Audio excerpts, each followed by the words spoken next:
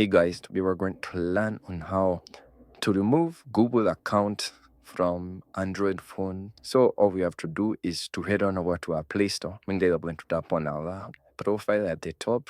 We're going to tap on manage Google account, and from there, when it comes to deleting accounts using Play Store, we want to be able to delete them, but we will only be able to remove. But we cannot find it here at the Google Play Store, but we are going to head on over to our settings. Then we're going to scroll down until we see accounts.